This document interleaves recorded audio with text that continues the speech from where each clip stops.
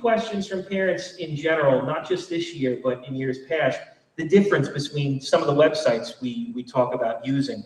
So I wanted to take the opportunity tonight to kind of clarify the use for each and every one of those. Parent Square especially is something that the district has been using more recently. And Dr. Warner, could you do me a favor? Could you press record? You just did that. Oh, thank you. Mrs. Silver. Much appreciated. It's something the district has been using this year. Parent Square, for all intents and purposes, is really a communication tool. It replaced what's called School Messenger, and it's what we in the different buildings in the district utilize to make sure we get information out to all of you. So as an example, the email I sent this morning that gave everyone the meet link for tonight, that was sent using Parent Square. Some parents asked me over the summer, where do I find my child's schedule? Do I find it on Parent Square? Do I find it on the portal? That's still all going to be in the parent portal in Infinite Campus. Looking at your child's schedule, looking at your child's grades, a report card time and progress report, that all still goes through the parent portal. Parent Square is just for the purposes of communication. Naviance is a college and career search tool that we utilize in guidance. I've given several informational presentations on it over the last year since I came on board with the district.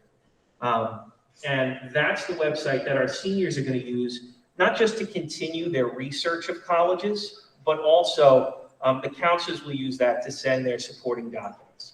Again, as the evening goes on, we'll discuss that in greater detail, but just for you to bear in mind, Naviance is where guidance and your teachers will send your supporting documents, your letters of recommendation, your transcripts, your school reports.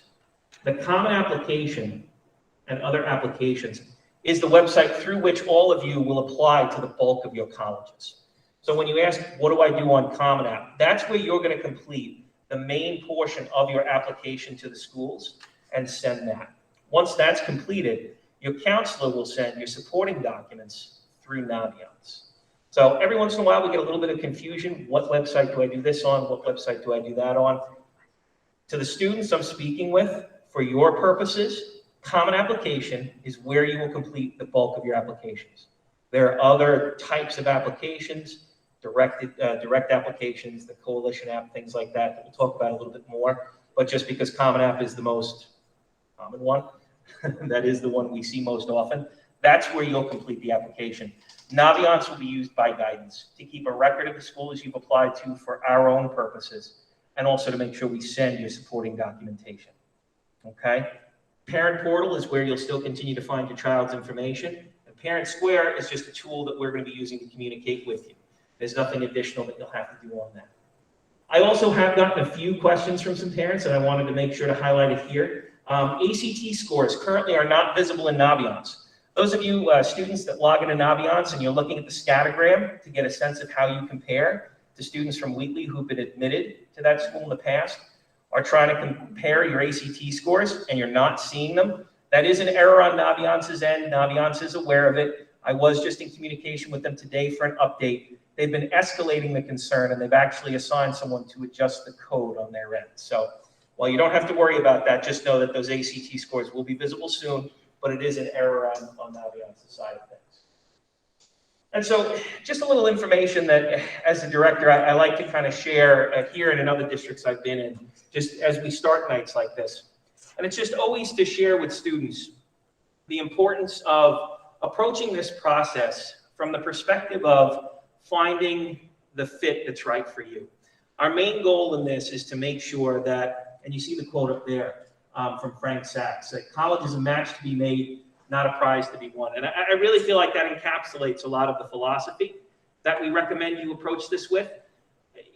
Viewing college admissions and college acceptances as a prize, like an Olympic gold medal, silver medal, or bronze medal, implies that one outcome might be better than the others. And what I ask all of you to do instead, and challenge all of you to do, to the seniors who are here or watching online, is to make sure that rather than focusing on tiered outcomes, you focus on applying to colleges that are the best fit for you.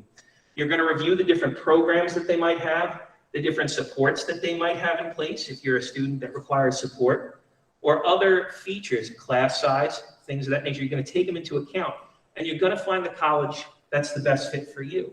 I'll just use this as an example. For those of you who go out to get married, and I'll use myself because tonight happens to be my anniversary. When you choose your spouse, you don't just pick a spouse and bring them home. You find someone who's a fit for you, and you make sure that it's going to be the right match. As an example, if I chose someone that wasn't okay with me staying at work until 8 o'clock at night on our anniversary, I probably would not be very happy with my outcome. Fortunately, I picked someone who's probably glad not to have me at home, so it's working out okay. But I ask you all to bear that in mind. Find the school that, don't worry about reputation, don't worry about the name of the school, how that college's logo or mascot looks on a sweatshirt. Worry about making sure that the school is your fit. Use the tools you have at your disposal, like College Board, like Naviance, to make sure it matches you academically, and then also look into that school to make sure that they have what you're looking for. This is not a race. It's not about a prize. It's about finding the place that you'll be very happy spending the next 4 years of your academic life. Every young person in this room, online, and in your class has worked hard in their own way to build a transcript and to prepare themselves to move on for life after Wheatley. All we ask is that you make sure you take the time to put yourself in the best position to be successful and not worry about comparing, again, what that bumper sticker might look like.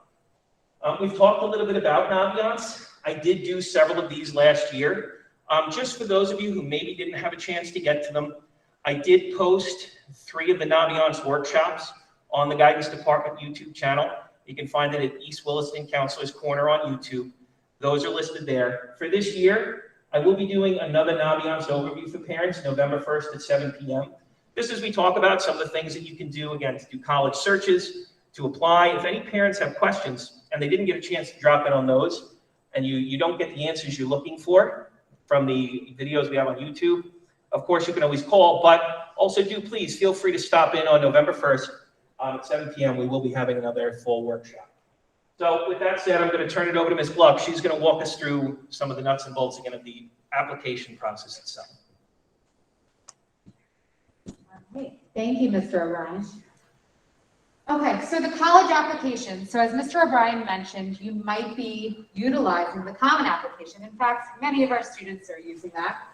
The Common Application, I like to say, is a main application because it has more than 750 members to the application. You're going to fill out the main portion of the application, and you're also going to connect that with Naviance. I've had a lot of students the past week, going into next week as well, come down to my office. If you need assistance on linking your account, Naviance and Common App, we will do that with you. So just make an appointment with your counselor. That is really important that we have it linked so that this way we're able to send your documents off to the college. Supplemental materials are also part of your application.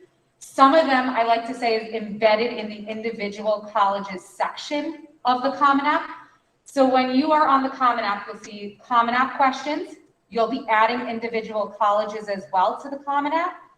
And when you go into each individual college's section, some may list writing supplement, but others may not and have it embedded in their main application. So just make sure that you consistently look through the entire application. The beauty of Common App is that it will not let you submit anything until everything is absolutely complete. But if you have questions, make sure you make an appointment with your counselor. Many of you have asked, do I need to use the Coalition application? You might. The Coalition application is similar to the Common App, where it houses your demographic information and has over 140 colleges listed on that application as well. So it is similar in how it is operated. I have personally found it's not as user-friendly, and the majority of your colleges will be on Common App. But in the rare instance that your university is on the Coalition app and it's only exclusive to that application, you will need to set up an account, as you did for Common App, and create one for the Coalition. We certainly can support all your documents that go through Coalition. application, and we certainly can help you navigate that application if you have any questions. It is a little bit more time consuming to complete, and you do have to self-report grades. The Common App, you may have to self-report grades, but that's school specific, and it truly depends where you're applying to if it requires that. Also, the essay on the Coalition app may vary based on the institution you're applying to. You may have heard of school-specific applications. An example might be SUNY. Those are the State University of New York schools. I will let you know, unless you're applying to only SUNY schools, you may want to utilize the Common App instead of the SUNY application, because all the SUNY schools are listed on the Common application. However, if you are applying to a CUNY school, that's the City University of New York, you do need to log into the CUNY application and create an account there, and you're able to apply that route. They are not on the Common application. There are colleges out there that have their own application on their website. Some may actually have fee waivers attached to that, meaning if you apply to the college, they'll waive the application fee if you use their application. That is fine as well. However you want to apply, we will support your application, but just know the majority of your schools may fall onto the Common application. Application terminology. So you may hear friends say, well, I'm EDing or I'm EAing to a school. So what does this truly mean? Early decision is a binding agreement. So when a student comes into me saying, I'm going to ED to a school, Mrs. Gluck, I usually ask them, are you 1,000% sure this is the school of your dreams? You want to be going to this school? Because if you get admitted to an early decision school, you are going to be attending. So not only do you apply early and the school dictates the application deadline, usually in November 1st or 15th, but make sure you check that actual deadline. You hear from the school about December 15th, whether you've been admitted or not. With early decision, you may be admitted, you may be deferred, which means they re-review you for regular decision, or you may be denied, which unfortunately that means that's the end of the road for that particular college. With early decision, there is an agreement that you need to sign. You have to invite your parent onto the Common application as well. And your counselor will also sign an agreement on our end in Naviance. That is your binding commitment to the college. I always get the question, what happens if I get deferred from an early decision school? You are no longer bound to going to that school. So that's just a very specific type of decision that you want to be very thoughtful about, and you want to make sure that you connect with your counselor, especially if you have one of those early deadlines for early decision. Early action is a very popular decision type that our students take advantage of. It's a non-binding application. So you apply early, usually November 1st or 15th. Some schools might have a December deadline as well. You find out mid-December, sometimes into January, depending on the application deadline. And the nice part about early action is you find out early, but you do not need to make a decision until May 1st. So many of our students will take advantage of that application. Again, with those early deadlines, you need to be in touch with your counselor regarding that. Rolling admission is a first come, first serve. So as the colleges receive your application, they start to review it. And from there, they make decisions. So typically 8 to 10 weeks is a good turnaround time for the colleges, and they roll back your application decision. You, at that point, want to make sure that you're taking advantage of applying as early as possible, but making sure your application is absolutely complete and to the best of your ability. I always tell students, I'd rather you take your time and be thoughtful, especially that we know many of the colleges are test optional. With that, we want you being thoughtful about all your writing supplements, your essay, who's writing your letters of recommendation, and completing everything to the best of your ability. So we'll talk about those deadlines individually with you, but just know rolling admission should be something that you want to consider on the earlier side. There's no binding commitment to a rolling admission school. Regular decisions are made after the deadline date has elapsed. So one misconception that some students have, as well as some families, is that if you apply November 1st for a school that has a January deadline, you're going to hear back earlier. You won't. They're not going to actually look at your application until after that application deadline. So again, being thoughtful, working on your applications in the order that they are due is critical to make sure everything is out in a timely manner. So regular decision typically has a January deadline. With that January deadline, you're not going to hear back until March into April, and then you do need to make your decision for May 1st. The last decision that I wanted to discuss is single choice early action or restrictive early action. You may have heard of that. Some of the more competitive colleges offer this non-binding admissions policy. You may apply to one school that has that single choice early action, but that will also prohibit you from applying early decision to a school and also early action to any private institution. So it is a little bit confusing, but if that institution that you're applying to, if the college has restrictive early action, think of it almost like the early decision in that it's only one school you can apply to in that capacity. But the caveat is that you can apply to a state institution. So I'll throw out an example. Harvard is usually a restrictive early action school, or Yale, you've heard as a restrictive early action school they've had in the past with admissions decisions. You would still be able to apply to Binghamton because Binghamton is a state university system. You would be able to apply to Michigan. It is a state school using early action. If you have questions about that and you're concerned whether or not you can utilize restrictive early action, please speak to your counselor. We'll guide you through that. Submitting applications to the guidance office. This is incredibly important. This is our busiest time of the year in terms of the college process. And with that being said, we take pride in getting your application materials out, in advance and making sure that they're there for the college deadlines. Please note your deadlines are your deadlines, meaning you have a November 1st deadline, you're submitting your app by then. Our deadlines, we have a little bit of wiggle room. Our documents can come in a little bit after your application, but we like to work as close to those deadlines as possible. You need to make an appointment with your counselor to submit all the college paperwork. We can't just see you in passing. You can't pass it to us or put it in our mailbox. We need to have an appointment with you. We want to make sure that nothing gets lost. We want to make sure that we connect everything appropriately from Naviance and Common App. So make sure that you make an appointment. Some of our students have already connected with us if they have an October 15th deadline. There's a few schools with those deadlines. We really need to see you by next week with those early deadlines of October 15th.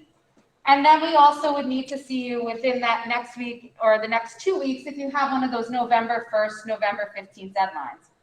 So ultimately, it's the majority of our students who will have this deadline. So please make an appointment with your counselor because we do ask for 15 school days to provide days for all the college paperwork to be processed in an ample time. Naviance and Common App must be matched, as I mentioned before, and we certainly can help you during that appointment if it hasn't been matched to do that. The transcript request form and the transcript verification forms must be submitted with a student and parent signature. That verification form, I'm going to briefly go over after, as that has changed for this year due to the change in how our transcripts are being distributed to you. When you meet with us for that day that you are going to hand in that form, which is called the transcript request form, telling us which colleges you know offhand that you are applying to, you need to make sure that your activity resume and your brag sheet are completed in Naviance. Without that, we cannot write your letter of recommendation. So please make sure those are completed. We've sent emails about that. That was something you could do over the summer, but please get on top of that now because it's really important for us. The transcript verification form, as Mr. O'Brien indicated, review student transcripts are going to be, the review of it will be shared once they are available via Parent Square. He will be also sending a link, or it will be attached to Parent Square for you to complete a digital transcript verification form. So this is you reviewing with your families, your transcript, and signing off. Then we will have notification that your transcript is ready to go. That does not mean we're just going to send the transcript to whatever schools are in your Common App list, or once you're linked to Naviance. We need that other form, that transcript request form, to make sure that we know where you are applying to. If you are an SWS student, please speak to Pat. He has a copy of an SWS transcript, and get us a copy of that signed as soon as possible so we can attach that to your transcript here from Wheatley. Again, student and parent signatures are required for this form. What is SWS? School Within a School is our SWS program. This is what the transcript request form looks like. It is available on our website. It is also available in the guidance office. So if you need copies of that, you can come and pick it up. It includes all the colleges and universities that you are applying to. So if you know offhand you're applying to 10 schools right now, you're going to list all 10 schools on this application, on this form. You're going to list the type of decision, whether it's on the Common application or not, as well as the deadline. This form is required at that meeting. That is our verification at that point that you have an early deadline or you have a specific college deadline that we want you to adhere to and we want to adhere to. It requires a parent signature as well as a student signature, so please make sure this is filled out to its entirety before you come for that full period meeting with your counselor. I'm now going to pass it over to Ms. Schachter to talk about the supporting pieces of the application. Good evening, everyone. I do have a question. I'm Yes. so sorry. For the restricted early action, can you only apply to one state school or can you apply to more than one state? Ms. Love, just repeat the question. So I'm repeating the question that was just briefly asked. For restrictive early action, the question was, can you apply to more than one state school early action? The answer is yes. There's no restriction to the amount of state institutions that you can apply early action with restrictive early action to another institution. Any other questions? Okay, I'm going to go over the supporting pieces of your application. The high school transcript, the college essay and supplements, recommendation letters, so that includes every counselor writes a letter for each one of our students. And you should have students by now ask 2 teachers to write you letters of recommendation. Your activity resume, so that is, for a lot of students, the activity page of the Common App. If you want, you can create a resume in a Word document. It's not necessary. I have students asking, is it necessary? The page on the Common App allows for 10 activities. If you feel that that gives you enough space to put down what you're most proud of doing outside of the classroom, you, for the most part, do not need a separate resume. And the SAT and/or ACTs, I would say a majority of schools are test optional for this year. Please do not put those scores on your Common App. We ask that you send them officially to the schools that you want to submit scores to, if you are going to submit scores. I know this could be confusing. Come in and talk to us if you are confused about whether you should send the scores. You can choose to send your scores to some schools, not all schools. So it is a bit confusing with the test optional, and we're here to help. Okay? So those are basically the parts of your application. Of course, there are some people, if you're going into the arts, you might have a portfolio. If you're music, you might have an audition, but these are the pieces that almost every student will be sending off to the colleges. So what are colleges looking for in a high school transcript? You will always hear about that upward trend. What we mean by that is that if your grades go up, it's not as important what you did in 8th grade high school classes where you received credit in 9th grade.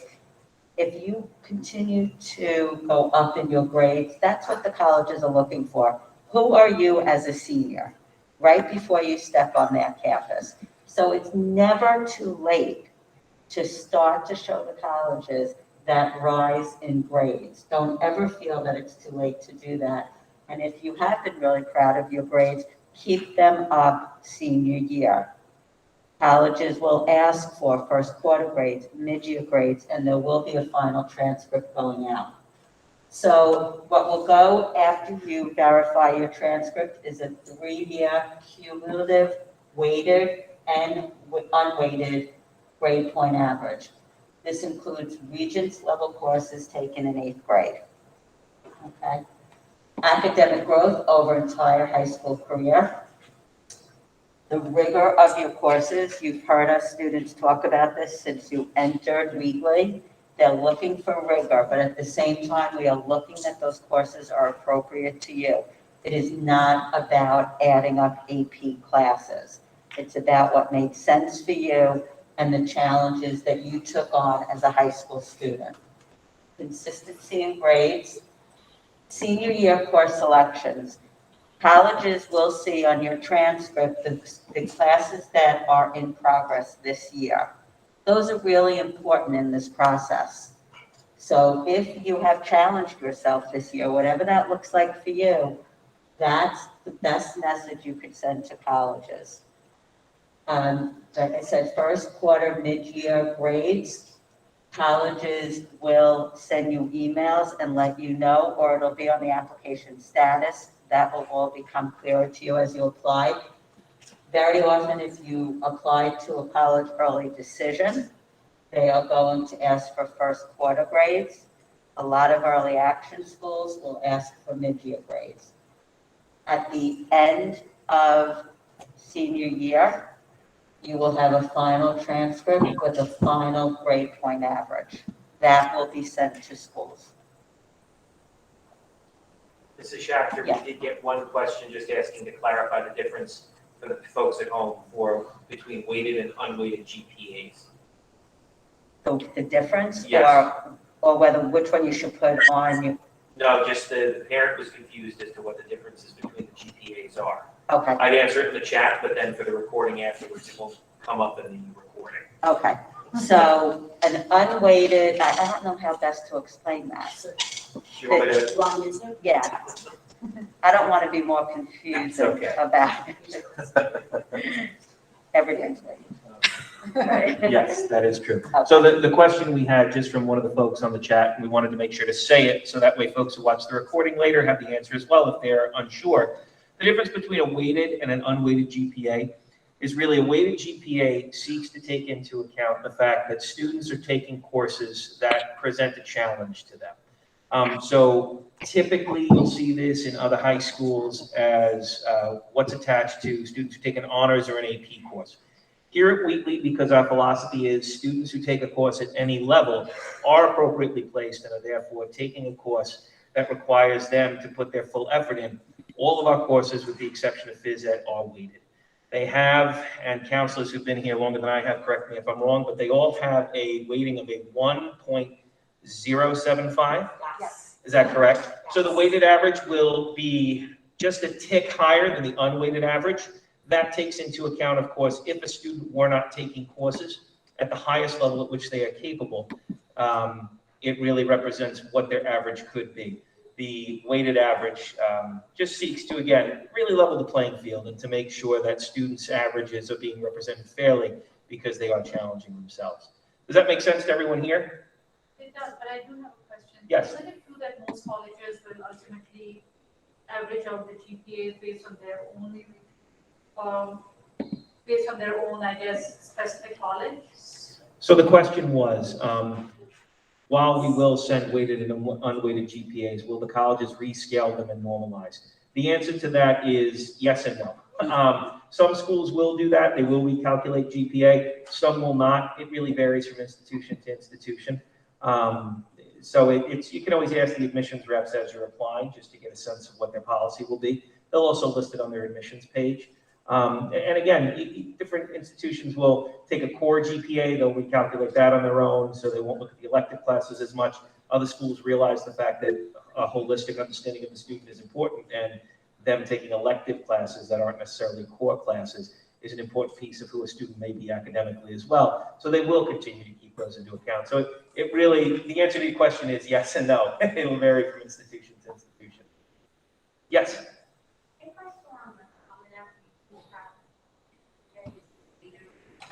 So the GPA that we recommend our students use is the weighted. That is the GPA that we'll be sending on our side of things as well. Our transcript does show both, though. The official transcript that we send will show both the unweighted and the weighted GPA. Okay? Yes. If the student does an AP, like suppose you do a calc PC, so a student that would do a calculus, a plain calculus class, or I guess pre-calculus class would get a maximum of 1 if they got an A in that subject, but a student that does the AP would get a 1.075. Is that how that works? So no, here at Wheatley, the students, all courses, again with the exception of phys ed, are weighted the same. So a student in Calc BC, to your example, the question was, just again for the folks at home, I apologize if I keep forgetting to repeat them, was just to clarify, are AP classes weighted differently than a standard level or a Regents level class? The answer to that is at Wheatley, no. So the Calc BC would have, if your unweighted grade is that 4.0, you would still also have with it then a weighted grade attached to it that calculates into the weighted GPA with that weighting of 1.075 attached. The pre-calculus class for the student who is appropriately placed would display the same. So they would get the same grade point average points factored into their GPA. The difference there, of course, though, is that as the colleges review the students' transcripts, they're not just looking at the GPA, they're also looking at, as Mrs. Schachter had mentioned, the course load as well. So they are taking into account the fact that, Calculus BC was the course that this student challenged himself with, pre-calculus was the course the other student challenged himself with, and they're able to take that into account just to get a sense of, again, just that both students' overall program of study. Okay? All right, I'll turn it back over to Mrs. Schachter. Thank you. Okay, the last thing I'm going to talk about is the college essay. The first thing I like to say about the essay is remember who your audience is. It's a college admission representative that is looking to get to know who you are. It's not a professor of science or math. It's not someone who is going to understand intricate research that you've done. It's really someone that's young usually, excited about their school, and wants to read your essay, and at the end of 650 words, which is not a lot, it's 1 page, they want to say, this sounds like a real 17-year-old, 18-year-old, 16-year-old. This person would be a great roommate. This person sounds like they'll be engaged on our campus. So remember your audience when you're writing your essay. The essay provides an opportunity for the student's voice and creativity. This will be far more important this year than any other. The reason we say that is because of that test optional piece. They're going to be looking closer at all the other parts of your application. They want to get to know you. If you've been coming and meeting with the reps that we've been meeting with on Zoom, you see a lot of them are young. They graduated from these colleges, and they're really excited to get to know students. They want to hear your voice in there. Your writing piece must be engaging. It must be proofread. Be careful of asking too much advice. So those go hand in hand. Yes, it should be proofread, but it should not be analyzed by 10 adults. You will lose your voice. they will know it's not your voice. They read a lot of these essays. They know the voice of a high school senior. You want that voice to come out loud and clear, okay? And you want to be engaging, but be careful if you try to be too funny or too witty. You just want to try to keep this as simple as possible. It's not a lot of words. You want to just be really clear. And I've told students, if it's the right topic and you're answering the right question, this should not be that hard to do. Watch for supplemental essays on the Common App and also for special programs or scholarships. So as I think it was Ms. Gluck was talking, the Common App is the application you're going to be using for a lot of different schools. Part of the main part of the Common App is your college essay.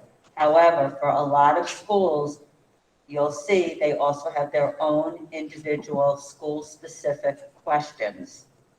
So when a school says why you want to go to their school, you have to take time in answering this question.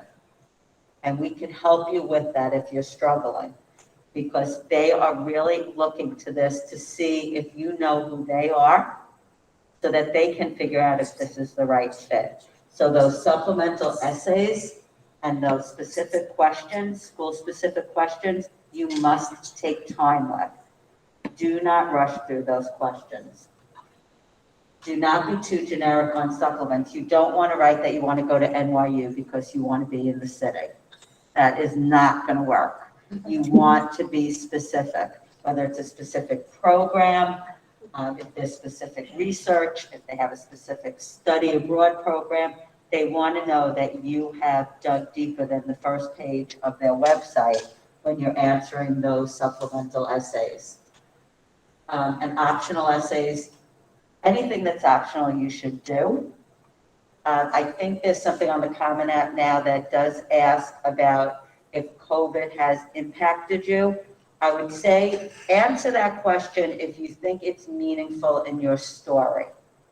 And if you are unsure about that, come in and talk to us so that we could help you. You want to share, but you don't want to give too much information and lose what's most important in your application. Okay? Any questions? Any questions, Mr. O'Brien, on? Not as a chat. Not in the chat? Okay, I wish you all luck. We will get through this together.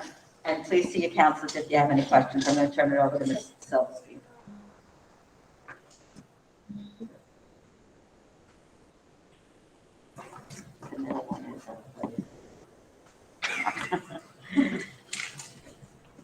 Hi, everybody. So I'm going to talk a little bit about letters of recommendation. All of you should have asked already 2 teachers to write your letters of recommendation, both in person first, and then also requested them on Naviance. As I'm starting to go through some of my students, I'm seeing lots of names have been listed, which is great. Some of the teachers have started loading letters, which is great. They still have plenty of time to do that. Our school council letter of recommendation gives an overall picture and view of your high school career. We're able to highlight how you've grown as a person, as a student, as an individual. If there's something that has impacted your life that we might not be aware of, share it with us. That's what we utilize the student brag sheet on Naviance for. You can say, Mrs. Silverstein, I did this amazing project over the summer. I don't know where else to share it. Please share this in your letter. And I can highlight that as one of the pieces of my puzzle that I share with the admissions office. Your teacher letters will really focus on how you're performing in the classroom, maybe a project that you completed, maybe you started out struggling in an AP calculus class, you went for extra help, you worked diligently with the teacher, and maybe ultimately you ended up with a B in the class, but they saw that you were working hard for that B. Students are definitely encouraged to sign the forms releasing authorization called the FERPA. I know I've gotten a lot of emails about that within the last 2 days. On the Common Application, you're signing the FERPA release, which is located in the school section. in one of those sidebar drop-downs. What you're doing is you're basically saying that you're authorizing us to share letters of recommendation on your behalf, and that you are not having any say in those letters, and you're not forcing us to write a letter for you, and we're doing it willingly. And that holds a lot of credibility. Once you sign that FERPA agreement and you link with Naviance, we are able then to share those records. We submit all of our letters through Naviance. Please do not add counselors or teachers as recommenders on the Common Application. We sent everything through Naviance. If you have added us on the Common App, please go ahead and delete that. And again, make sure it's just added on Naviance. If you need help, come into Guidance, we'll help you. I had slide notes here. If you have an outside recommender that you're looking to also share insight with a college admissions office, a clergy member, an employer, a coach, you can invite an outside recommender on the Common Application. Some schools allow it, some schools don't. You can see that under the sidebar as well for each college. Again, if you need help, come down to Guidance, we can help you. And that's where you can also invite, like I said, a coach, an employer, and then they would get a link and they would upload directly to the Common Application. Any questions so far? Okay, your activity resume. I know Mrs. Schachter spoke about that a few minutes ago, highlighted it a little bit. On the Common Application, you have a spot for 10 of your activities. On Naviance, you have been asked to create an activity resume. That is where you should put anything and everything that you have done from 9th grade until present time. That includes inside Wheatley, outside of Wheatley, jobs, community service, volunteering, babysitting, jobs, anything that you could think of, awards, sports, athletic awards, musical awards, whatever you have done, whatever accomplishments you have received, it all goes on to Naviance. You then use that to help you fill out your Common App. That is an internal document that's shared with us. It's your resource to fill out the Common Application or the Coalition application. And that is also something that you can build off of to maybe also help you write your essay. You want to highlight yourself in the best possible way. You want to list those in order of importance on the Common Application. The more information that you list in Naviance through the blurbs, the more information you'll have when you're sitting down getting ready to fill out your applications. So you want to list the years that you've done everything. You want to list and highlight the leadership, the activity, if you've raised a certain amount of money, anything that is sizable, you want to list so that it's there at your fingertips when you're sitting down to do that application. Questions about activities? Mrs. Silverstein, we did get one question from a student asking Sure. how they request teacher letters of recommendation in Naviance. Sure. Okay, so if you go on to, the question was, how do you request letters of recommendation on Naviance? When you are logged onto your Naviance account, on the top of your screen, you're going to go to colleges, then you're going to go to apply to colleges, which I think is the 1, 2, 3rd column, and then you're going to click apply to colleges, and then you'll see letters of recommendation. You'll see a drop down for the teacher. You select it. I'm drawing it out for you. You select the teacher, and then you are going to do a general request for a teacher letter of recommendation. So you select the teacher, you select general request. Please do not select a specific school. We want everything to be a general request. You click that, you write in the little box that it gives you, you send a message. Thank you so much for writing my letter of recommendation. I appreciate it. Please let me know if you have any questions. and you click the button that says submit request. Yes? Have you requested a letter of recommendation from like outside the school because you have a job and want to have a boss or something like that? Okay, so the question was, how do you request a letter of recommendation from someone outside of school? So that would be on the actual common application. So if it's for a specific school. So again, a lot of the schools will allow one outside recommender. Some of them allow more than one. So if you go into the common application, you go into the school, you go into recommendations in FERPA, and then you scroll down, it will see other recommenders, and you can click on one of the drop downs, it will say employer, and then you click invite employer, you put their email address in, and it sends them a link to fill out a form. You're welcome. Any other questions? Okay, as always, come down to guidance, ask us for help, we're always here to help you.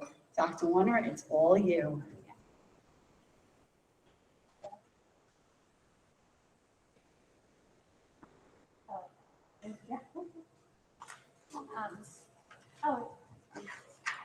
Good evening, everyone. So as we previously mentioned, the SATs and the ACT scores are going to be sent by the student. This is just really important to remember that this is not part of the documentation that the guidance department sends out. So if you are choosing to send your scores, be sure to do that through either College Board or ACT specifically. We can certainly help you through that. Just a reminder though that many schools are still test optional this year. So just keep in mind to be monitoring those school websites specifically. And if you have a question about whether or not to send those scores, we can definitely discuss that. You may choose to send them to one institution and not another, and that's definitely fine.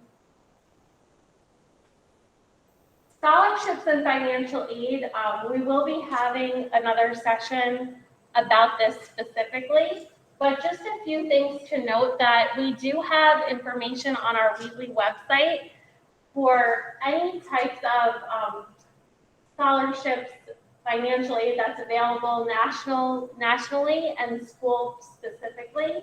The Naviance account also posts this information regularly. There are a few websites such as FastWeb, scholarships.com, on the College Board website, where they will be posting things as well. On October 1st, the FAFSA form will open up, and that's the form that shows whether or not what aid will be available to you. Calculating your family expected contribution. This is important to complete whether or not you believe you will be entitled to this aid. Many institutions will look at the FAFSA and be awarding you based on having that filled out. So if you are qualifying for a merit-based scholarship, it's really important to have that FAFSA completed. The CSS profile is another document to include. This includes over 600 colleges, and it's something that the College Scholarship Service is through College Board. So if you have any questions about that, you can definitely let us know, but that's the same website where you will find the SAT information. That's all through the College Board. This is a little bit confusing. Does anyone have any questions about financial aid or scholarships? Yes. You get a scholarship from a different program, say like FIRST, what kind of process do we have to go through for that? So the question was, if you receive a scholarship or are applying to a scholarship from a private or different form, that's specifically through that organization. So for example, some community organizations such as the Lions Club or Kiwanis, something like that, you can apply directly through them. Many corporations also have scholarships, such as Coca-Cola, so you can be doing that through that organization or company specifically. And I'm happy you brought that up because many of those are also listed on our website. So as we get that information, we'll be posting that. Are there any questions in the chat? So just a few last things to remember. I know that we keep saying to contact us, but this is such an important process. I tell my students that some parts of this are so easy, it's hard. It's so easy to miss something or make a mistake. So really just do this thoroughly and thoughtfully. We will be sending out emails throughout the fall with important reminders and dates. So please just be sure to monitor that and open those as well. As dates approach, Dr. Feeney will also be including them in his weekly updates. So just please be sure to read everything. On your Naviance account, we have a listing of every school that will be visiting us either virtually or in person. Most of them are virtual this year, so please sign up for those. If for some reason, let's say a school that you're interested in is not attending, I would still really encourage you to sign up for a session just to learn about what they look for. It's a great way to learn about the process from their side of things. So please attend those during a free period or whenever you're available. Virtual open houses and visits are linked on every school website. Particularly after COVID, this has been something that's grown tremendously in the world of higher education. They do monitor your activity, how often or frequently you may visit their website, what sessions you're attending. So it's really important to be logging into their websites and clicking on those virtual tours, learning about the campus, and really showing them that you are interested. And just remember, you should be treating every school as your first choice. So if I am looking to apply to Stanford, but I'm also applying to Hofstra, I want to be making sure that I am just as involved at Hofstra as I am at Stanford in this process. And again, as Mr. O'Brien mentioned, applying to appropriate colleges and really prioritizing your right fit. We can't stress this enough. This is a huge decision. It's finding your home for the next 4 years, whether you choose to reside on campus or commute. You're really committing to that school's culture, their climate, classes, extracurricular activities. So it really is beyond the classroom, and be sure to really find that home for yourself. Of course, deadlines are very important, and if you're able to, it would be great for you to have the opportunity to physically visit that campus before you place a deposit and commit to attending. You might be under the impression online that you are in love with a certain school, and then when you step on campus, have a completely different viewpoint. So if you are able to and have the access, we really encourage you to try to visit.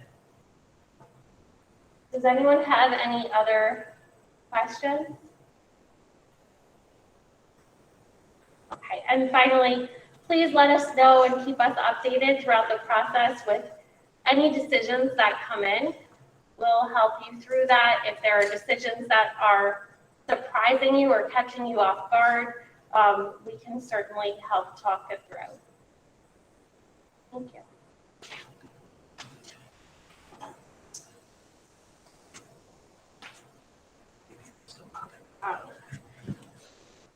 All right, so just as we look to bring this evening to a close, a few other dates that we ask for you all to remember. As Dr. Warner mentioned, October 1st is the day that the FAFSA form for next year will open.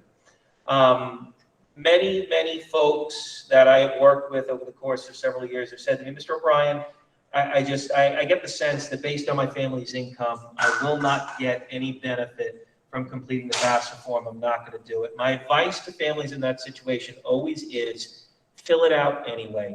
FAFSA has made several changes over the last few years by integrating with the IRS data retrieval tool that make completing the FAFSA very fast and easy. And in the event any of your circumstances change, if your child is at a school and does not have a FAFSA on file and it's past the FAFSA filing date, and suddenly you find yourself where you're in a position where your need has adjusted and you would both qualify and require financial aid, there's nothing that school can do without a FAFSA on file for that year. So my advice always is complete the FAFSA, have it on file, and then you can always amend it in the event circumstances change. I typically, and I'll get to that question in the back just a moment, I typically recommend that families complete that FAFSA as early as possible. You will notice here that October 13th is our financial aid information night. That's at 7 p.m. Eugene Rogers, one of the directors and senior financial aid counselors from Malloy College, will be joining us for a presentation to give you a much more in-depth look at the ins and outs of completing the FAFSA, the CSS profile, and the financial aid process overall. For those of you that would like to get a jump start and complete the FAFSA as soon as it opens, but maybe you'd like a little bit more in-depth information, I have it linked here, and I will be posting these slides on the website, so you will have access to it after this evening, as well as posting the recording of the presentation, so you'll be able to go back and key in on any points you wanted to know more about. But linked here on our department YouTube channel is a full playlist of detailed financial aid information developed by Ms. Amy Thompson. She is the Director of Financial Aid at St. Joseph's College. I have utilized both her and Jean in the past, here and in the other schools in which I have worked, to provide families with a financial aid overview. Last year, with all the challenges that were presented by social distancing and the inability for schools to come together for events, Ms. Thompson actually very graciously recorded all three of those videos. This session is about an hour and 10 minutes total. Just giving really great in-depth information of the financial aid process. She and Mr. Rogers work very, she and Jean Rogers work very closely together to put their financial aid presentations out. So very much similar to the information we'll be getting at our presentation on the 13th is what you do get on those videos from Ms. Thompson. So if you do intend to fill the FAFSA out on October 1st and you don't want to wait for our FAFSA financial information for that financial aid information night, you can check out those videos there. And again, October 13th at 7 p.m. is financial aid information night. November 1st is most of your early admissions deadlines for the various schools you'll apply to. It's also, as I mentioned before, that fall parent ambiance workshop at 7 p.m. December 1st is the date we recommend all of you submit your application materials to guidance, regardless of deadline. That is not a hard deadline. Of course, you have the opportunity to work with your guidance counselor to determine a timetable that works best for you. But by and large, that December 1st date is the date we recommend for most to be absolutely completed by. And then finally, weighing into the future, but not as far off as it seems, May 1st is the date your deposits will be due to the college of your choice. That's where after you get all of your great letters of acceptance, you'll identify the school you're actually going to go to, and you'll put down your tuition deposit to lock in your seat. So again, tonight, and we gave a lot of information, but just in broad strokes, that's the college application process and the nuts and bolts of it. If you have not already scheduled your college meeting with your school counselor, we please ask that you reach out to them in order to do so, just so they can take the information we have here tonight and work together with you and your family to tailor a specific plan. And that's really what this is. Again, our goal in Wheatley Guidance is to make sure that each family and each child has a personalized plan to apply to college. And the best way to do that is in partnership with your school counselor. I'd like to open it up to questions. If there are any other questions folks might have, I know we had one in the back. Okay, perfect. So if there, yes.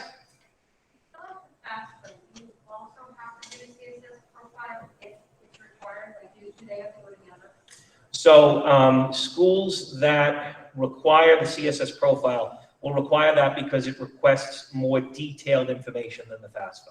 So you will complete the FAFSA, and then in addition, for those schools that require it, you'll also complete the CSS profile. Does that make sense?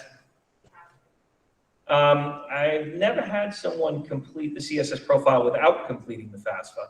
I'm not sure that you can. I would imagine it builds off of what's on the FAFSA, so I would say you'd have to do both at that point. If you're completing the CSS profile, it's because you're seeking financial aid, and to seek financial aid, you have to complete the FAFSA. Oh, yes, absolutely, as long as the school you're applying to doesn't require it. Certain schools will require the CSS profile in order to grant financial aid because it does ask for that more detailed information. So, yes, you can get away with just completing the FAFSA as long as none of the schools on your application list require the CSS profile. Okay? Yes? If you have an outside recommendation letter, how do you get it to your guidance? So there's two ways to go about doing that. The question was for the folks at home, if you have an outside letter of recommendation that you'd like to include, how do you go about getting it to your guidance counselor?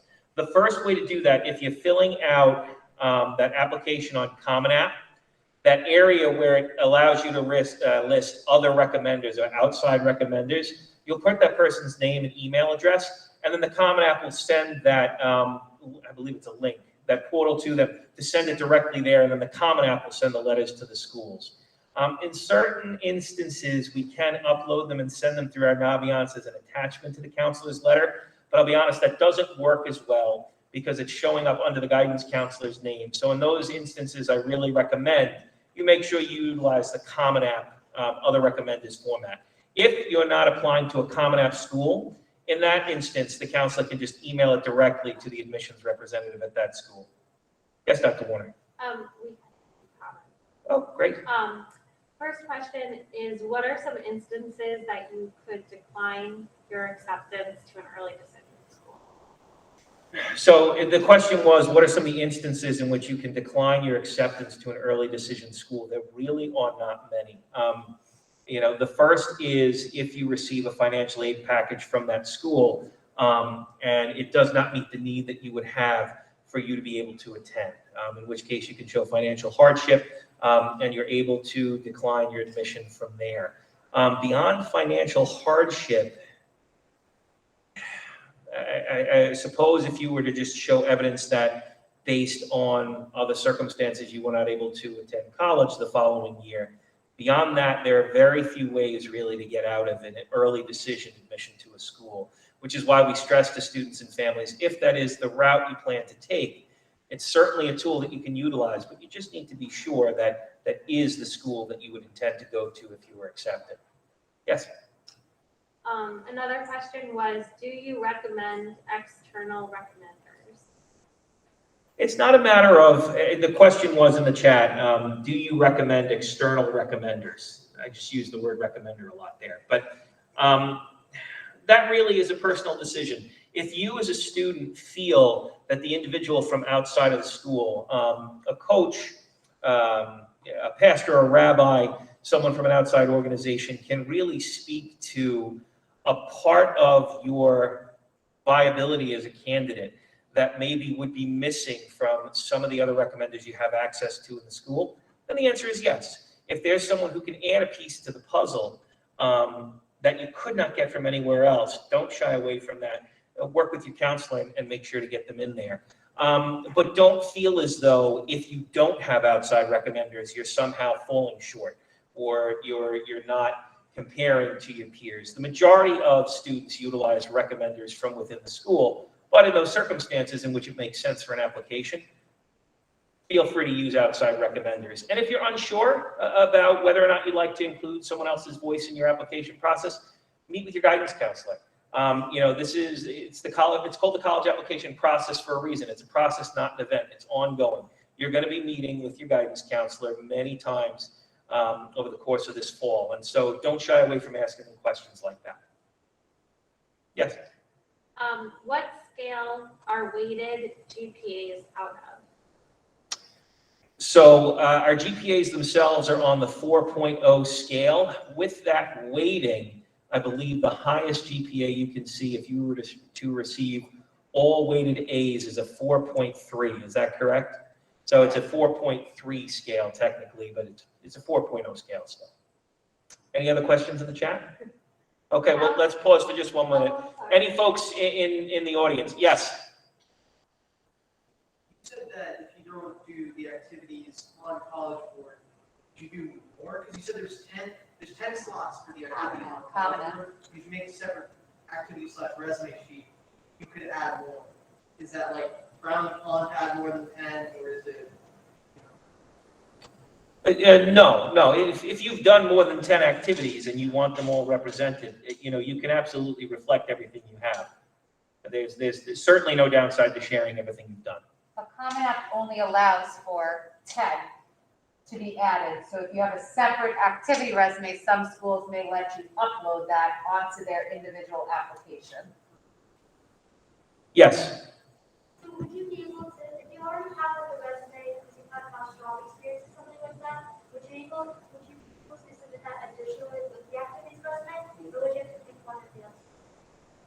It depends on the institution. The different institutions will, in certain cases, allow you to upload that as an addendum. In other cases, they won't. If you really feel strongly about it, you can always email it to an admissions representative. And at that point, they should include it in their file. Whether or not they'll take it into consideration based on the fact that they may not accept additional resumes on the application itself will be up to them. But if you really, again, feel like you'd like that to be part of your story, you can always share it with them. It'll never hurt you. Okay. Yes? Sorry, I will about the journal Sure. recommendation. So when a student goes in, they have to go to college, or just put it up on Common App? Each school. It's signed. They'll assign it to each school, correct? When they go onto the Common Application, you're gonna add in the external recommender. When you add the external recommender, any college that allows you to, once you add their information once, you can go into each of the colleges, you as the applicant, and assign the link to that each school. So they'll get a link for each school to upload their recommendation to the Common App. That's how it would get to each school. So the applicant, so your student, will have to assign it, but if this college does not allow it, then they aren't able to upload it. Any other questions in the audience? The question was, they asked if they could repeat the question online. They're having difficulty here. Was there a particular question they wanted me to repeat online, or?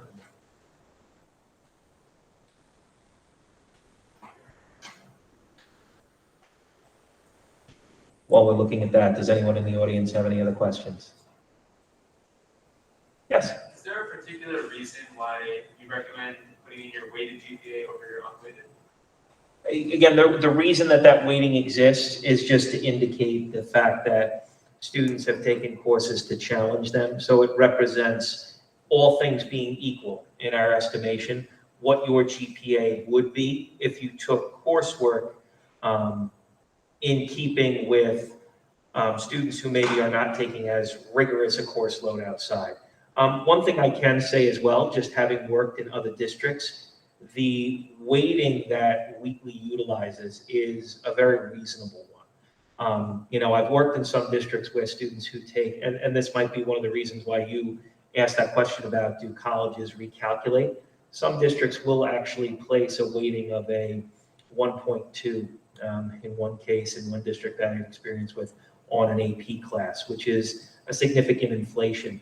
That weighting that Wheatley utilizes of a 1.075 is a reasonable one. In addition, we list what our weighting is in our school profile, as do all the other colleges. So when the colleges are looking over our school profile and comparing what our weighting is next to the others, they recognize that, yes, while it's a boost to the GPA, it's really just to make sure to level the playing field, and it's not as inflated a boost as folks from other schools might get. Okay? And of course, it'll be higher, which is always a good thing. Yes? Are you ready for that?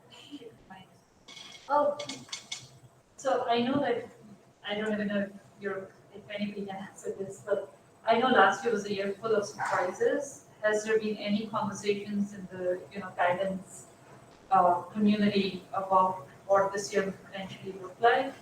Or are you guys anticipating it to be a harder year than last year? And I know it's a difficult question to answer, but Just a what's the bit. buzz? So the question was, just as this year unfolds in comparison to last year, just what have the conversations been in the guidance world regarding what we might expect? And I'll answer very truthfully. In meeting with some of the other directors of guidance as well in the Nassau cluster, we're not sure.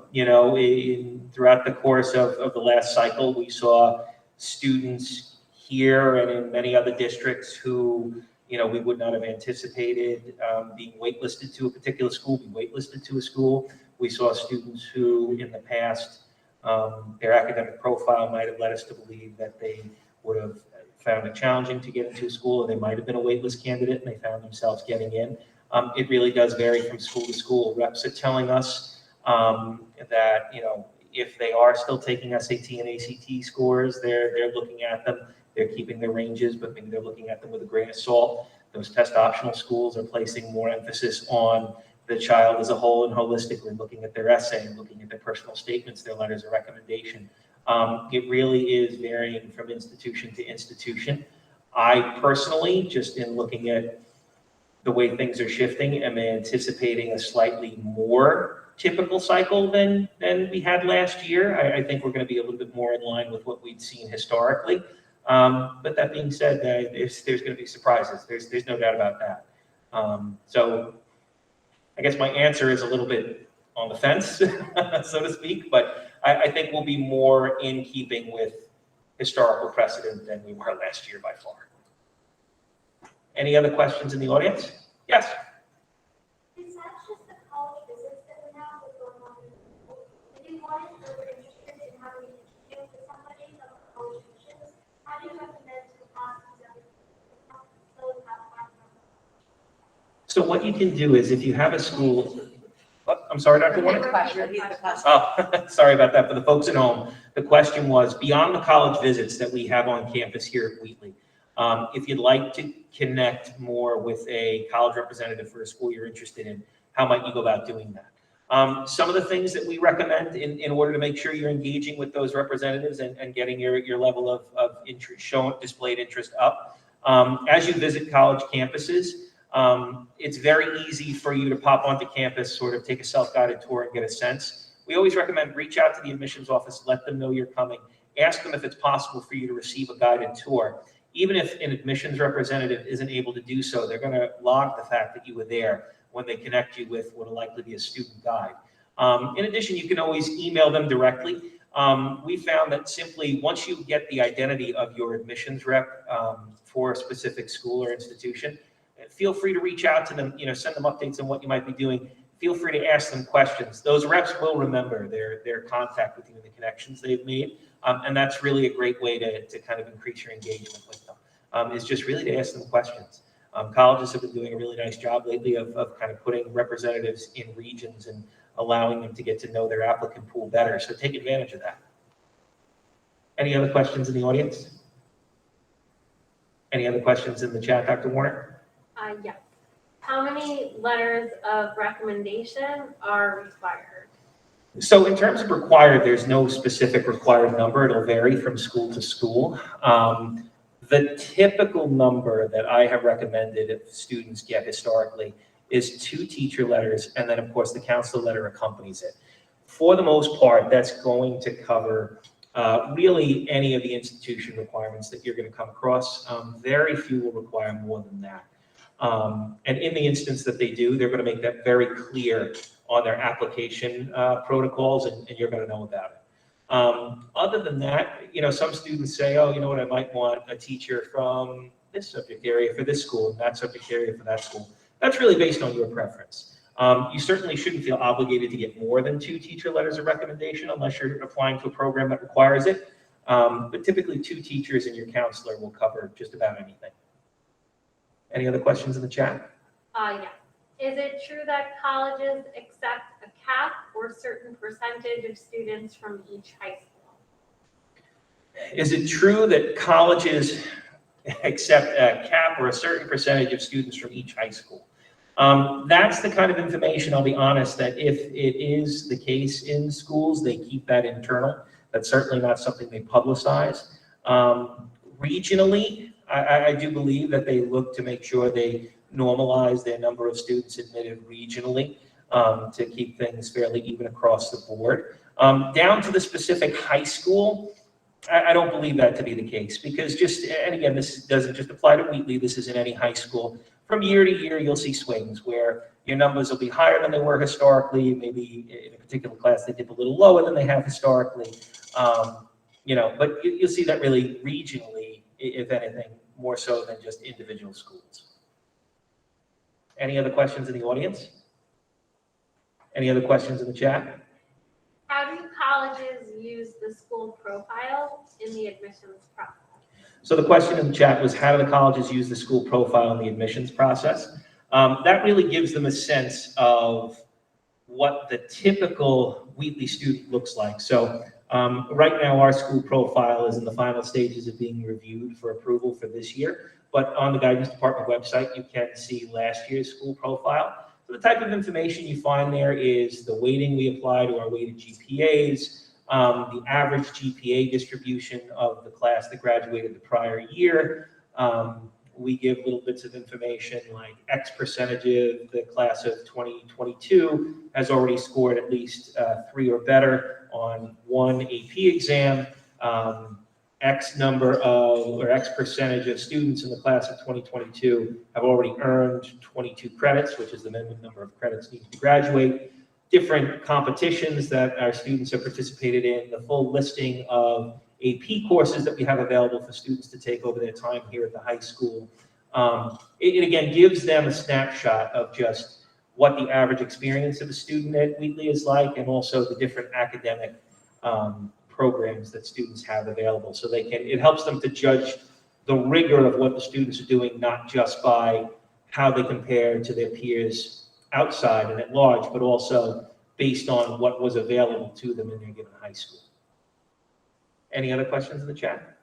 Yes. If the application asks for a high school GPA out of 4, what would you write if your weighted GPA is over a 4? You would indicate your weighted GPA of over a 4 to reflect the weighting. So the question was, sorry, for the folks in the chat and anyone in the audience who didn't hear, if the college application you're completing requests a high school GPA on a 4.0 scale, and your weighted GPA is above a 4, what would you include? You would include that weighted GPA of above a 4 to show that you've got essentially better than an A average. Any other questions in the chat? Yes, this is the last one. Okay. Does the school provide student ranking to colleges as a measure relative to the peers? And do colleges ask for this in certain circumstances? So the question in the chat was, does Wheatley provide student rankings to the colleges with respect to where the students fall in comparison to their peers? This is something we mentioned in the school profile, as well as the school information sheet that I complete on Naviance. Wheatley does not rank. So our seniors are not ranked relative to their peers or relative to anyone else. We do indicate that to the colleges. There really would not be a circumstance in which they would ask for a ranking beyond our statement that we do not rank, but if for whatever reason a school happened to, we would not provide that. So our students are not given a rank. Any other questions in the audience? Yes? Question about the letter of recommendation that they have for Naviance. After they do that, is it safe to say the teacher will go in there and guidance check and make sure the teacher is doing it? Like, how does that work? So the question was, once the students add a teacher as a recommender in Naviance, is it safe to say the teacher is going to look? The main piece to that is, and this is the reason we indicate that the students have to have that in-person connection with their recommenders, because the teacher has agreed to check, they will be logging into Naviance already and see that that recommendation request is there.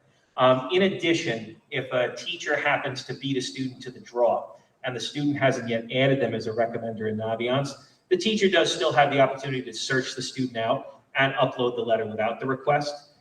We ask that the students do that just because that way the counselor knows who to expect letters of recommendation from for a student, And as well, just as a courtesy to the teacher, it simplifies their life a little bit, because when they log into Naviance, they can also see right on their splash page who's requested letters from them. So once they log into Naviance, they won't have to search the student out. The student will be added to their list of requested recommendations. Okay? Any other questions in the audience?